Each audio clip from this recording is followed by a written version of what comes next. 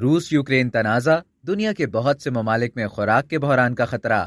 روس کی یوکرین میں مداخلت کے بعد اس سال یوکرین اپنی زرعی فصل کا صرف 50% ہی حاصل کر پائے گا، جس سے دنیا کے بہت سے ممالک میں خوراک کے بحران کا خطرہ ہے۔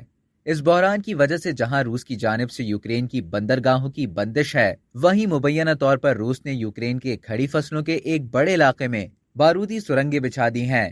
ان بارودی سرنگوں کے خوف سے کاشتکار اپنی فصل کاٹنے سے خوفزدہ ہیں۔ ذرائع ابلاغ کے مطابق اسی وجہ سے یہ خطرہ ہے کہ یوکرین شاید اپنی کھڑی فصلوں میں سے آدھی پیداوار حاصل نہ کر پائے، جبکہ نئی فصل کے لیے مزدوروں اور کھاد کی کمی بھی ایک بڑا مسئلہ ہے۔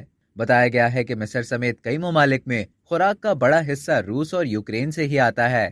مصر میں تو خوراک کی 80% درآمدات کا مرکز یہی علاقہ ہے، جبکہ یورپ میں بھی گندم اور اس سے بننے والی بیکری اشیاء کافی مہنگی ہو گئی ہیں۔ اس کے ساتھ ہی کئی یورپین سپر اسٹوروں میں ان اشیاء کی راشن بندی بھی دیکھنے میں آئی ہے، جہاں صارفین کی میدے، آٹے اور تیل کی خریداری کو محدود کر دیا گیا ہے۔ یورپین ذرائع ابلاغ کے مطابق خوراک کی کمی کو پورا کرنے کے مختلف طریقوں پر غور کے لیے آج یورپین ڈیولپمنٹ منسٹرز کا اجلاس برسلز میں ہو رہا ہے، جس میں اس بات پر غور کیا جائے گا کہ کس طرح سے یوکرین کی ذخیرہ شدہ خوراک کو باقی دنیا تک پہنچایا جائے۔ اب تک کے لیے اتنا ہی۔ مزید اسی طرح کی معلومات حاصل کرنے کے لیے ڈیلی چنک کو سبسکرائب کرنا نہ بھولیے۔